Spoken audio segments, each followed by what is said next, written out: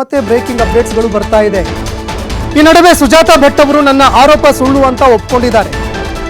ಹಿಂದೆ ಸುಜಾತಾ ಭಟ್ ಅವರನ್ನು ಕೂಡ ವಿಚಾರಣೆ ಮಾಡುವಂತಹ ವಿಚಾರಣೆ ಪೂರ್ಣಗೊಳ್ಳುವ ಸಾಧ್ಯತೆ ಇದೆ. ಸುಜಾತಾ ಭಟ್ರನ್ನ ಸಂಪರ್ಕ ಮಾಡಿ ಬುರುಡೆ ಗ್ಯಾಂಗ್ ಏನೋ ಈ ಹೇಳಿಕೆಯನ್ನು ಹೇಳಿಸಿತ್ತು. ಅವರ ವಿರುದ್ಧವೂ ಕೂಡ ತನಿಖೆ ಮಾಡಲಾಗುತ್ತೆ, ವಿಚಾರಣೆ ಕೂಡ ನಡೆಯುತ್ತೆ. ಯೂಟ್ಯೂಬರ್ ಹೆಸರು ಕೂಡ ಸುಜಾತಾ ಭಟ್ ಅವರು ಬಾಯ್ಬಿಟ್ಟಿದ್ದಾರೆ. ಯುನೈಟೆಡ್ ಮೀಡಿಯಾದ ಅಭಿಷೇಕ್ ಹೆಸರನ್ನ ಸುಜಾತಾ ಅವರು ಹೇಳಿದ್ರ ಅನ್ನೋ ಪ್ರಶ್ನೆ ಕೂಡ ಇಲ್ಲಿ ಎದುರಾಗ್ತಾ ಇದೆ. ಜಯಂತ್ ಟೀಮ್ ಮೂಲಕವಾಗಿ ಅಭಿಷೇಕ್ ಸಹಕಾರದಲ್ಲಿ ಅವರನ್ನ ಸಂಪರ್ಕ ಮಾಡಿದ್ರ ಅನ್ನೋ ಪ್ರಶ್ನೆ ಕೂಡ ಎದುರಾಗ್ತಾ ಇರುವಂತದ್ದು. ಇತ್ತ ಸುಜಾತಾ ಭಟ್ ವಿಚಾರಣೆ ಪ್ರಕರಣಕ್ಕೆ ಸಂಬಂಧಪಟ್ಟಂತೆ ರಾಜ್ಯ ಮಹಿಳಾ ಆಯೋಗ ಕೂಡ ಪ್ರವೇಶ ಮಾಡುವಂತಹ ಸಾಧ್ಯತೆ ಇದೆ. ಸುಜಾತಾ ಭಟ್ಗೆ ಸೂಕ್ತ ಭದ್ರತೆ ಒದಗಿಸುವಂತೆ ಒತ್ತಾಯ ಕೂಡ ಮಾಡಲಾಗ್ತಾ ಇದೆ. ಎಸ್ಐಟಿಗೆ ಮಹಿಳಾ ಆಯೋಗದ ಅಧ್ಯಕ್ಷೆ ನಾಗಲಕ್ಷ್ಮಿ ಚೌಧರಿ ಪತ್ರ ಕೂಡ ಬರೆದಿದ್ದಾರೆ. ಈ ಬಗ್ಗೆ ಮತ್ತಷ್ಟು ಮಾಹಿತಿ ಕೊಡ್ತಾರೆ ಪ್ರತಿನಿಧಿ ಆದಿತ್ಯ ನೇರ ಸಂಪರ್ಕದಲ್ಲಿದ್ದಾರೆ.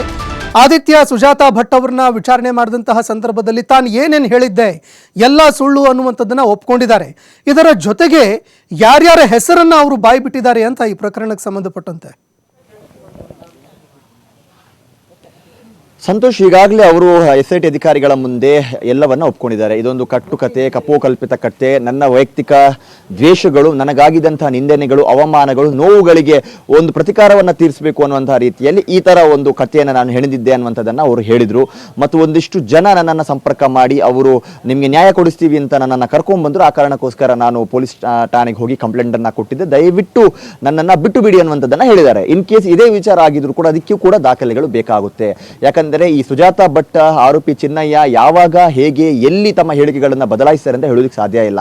SIT ಅಧಿಕಾರಿಗಳು ಎಲ್ಲವನ್ನ ಗಮನಿಸ್ತಾ ಇದ್ದಾರೆ, ಹೊರಗಡೆ ಏನಾಗ್ತಾ ಇದೆ, ಅವರ ಹೇಳಿಕೆಗಳು ಏನು, ಪ್ರತಿಕ್ರಿಯೆಗಳು ಏನು, ಎಲ್ಲವನ್ನ ಗಮನಿಸ್ತಾ ಇದ್ದಾರೆ. ಆದರೆ ತನಿಖೆಗೆ ಅದನ್ನ ಅವರು ಬಳಸಿಕೊಳ್ತಾ ಇಲ್ಲ, ಅದು ತನಿಖೆಗೆ ಯಾವುದೇ ರೀತಿ ಪ್ರಭಾವ ಬೀರ್ತಾ ಇಲ್ಲ. SIT ಅಧಿಕಾರಿಗಳು ಬಹಳ ಗಂಭೀರವಾಗಿ ಈ ಪ್ರಕರಣವನ್ನ ಕೂಡ ಯಾವ ಆಯಾಮದಲ್ಲಿ ಮಾಡಬೇಕು ಆ ಆಯಾಮದಲ್ಲೇ ಮಾಡ್ತಾ ಇದ್ದಾರೆ. ಇನ್ ಕೇಸ್ ನಿಮ್ದು ಈ ತರ ವರ್ಷನ್ ಆಗಿದ್ರೆ ಅದಕ್ಕೂ ಕೂಡ ದಾಖಲೆ ಕೊಡಿ. ಇವರು ಈ ತರ ಹೇಳಿದ್ರು, ಅವ್ರು ಹೇಳ್ಕೊಟ್ರು ಅನ್ನುವಂಥದ್ದಾಗಿದ್ರು ಕೂಡ ಇದಕ್ಕೆ ನೀವು ದಾಖಲೆಯನ್ನ ಕೊಡಿ.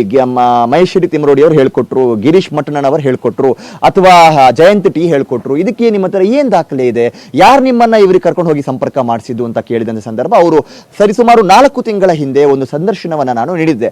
ಯುನೈಟೆಡ್ ಮೀಡಿಯಾ ಅನ್ನುವಂತಹ ಯೂಟ್ಯೂಬ್ ಚಾನೆಲ್ಗೆ ನಾನೊಂದು ಸಂದರ್ಶನ ನೀಡಿದ್ದೆ. ಅದರ ಆ ಯೂಟ್ಯೂಬರ್ ಅಭಿಷೇಕ್ ಅನ್ನುವಂಥವರ ಮೂಲಕ ನನಗೆ ಈ ಗ್ಯಾಂಗ್ ನ ಸಂಪರ್ಕ ಆಯಿತು ಅನ್ನುವಂಥದ್ದನ್ನು ಅವರು ಹೇಳಿದಾರಂತೆ.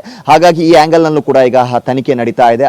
ಈತನೇ ಇವರ ಸಂಪರ್ಕ ಕೊಂಡು ಹೌದಾ. ಮತ್ತು ಇಲ್ಲಿ ಇನ್ನೊಂದು ವಿಚಾರ ಕೂಡ ಇದೆ. ಯಾಕಂದ್ರೆ 2 ವರ್ಷದ ಹಿಂದೆ ಒಂದು ಯೂಟ್ಯೂಬ್ ಚಾನೆಲ್ ಅಲ್ಲೂ ಕೂಡ ಇದೇ ಅನನ್ಯ ಭಟ್ ಕಥೆಯನ್ನು ಸುಜಾತಾ ಭಟ್ ಅವರು ಹೇಳಿದ್ರು. ಸೊ ಇವರು ಹೇಳಿಕೊಟ್ಟು ಅವರು ಹೇಳಿದ್ರು, ಅಥವಾ ಹಿಂದೆಯೇ ಆ ಕಥೆಯನ್ನ ಕಟ್ಟಿ ಬಳಿಕ ಈ ವಿಚಾರ ಇವರಿಗೆ ತಿಳಿದು ಈ ಬುರುಡೆ ಪ್ರಕರಣ ಮುನ್ನೆಲೆಗೆ ಬರುತ್ತೆ ಅಂತ ಹೇಳಿದ ಸಂದರ್ಭ ಈ ದೂರು ನೀಡಿದ್ರೆ ಇನ್ನಷ್ಟು ಈ ಒಂದು ಪ್ರಕರಣಕ್ಕೆ ಬಲ ಬರುತ್ತೆ ಅನ್ನುವಂಥ ಕಾರಣಕ್ಕೋಸ್ಕರ ಸುಜಾತಾ ಭಟ್ ಅನ್ನ ಕರೆತರಲಾಯ್ತಾ. ಸೊ ಈ ವಿಚಾರವಾಗಿ SIT ತನಿಖೆಯನ್ನ ಮಾಡ್ತಾ ಇದೆ. ಸಂತೋಷ್, ಧನ್ಯವಾದಗಳು ಆದಿತ್ಯ ನಿಮ್ಮೆಲ್ಲ ಮಾಹಿತಿಗೆ.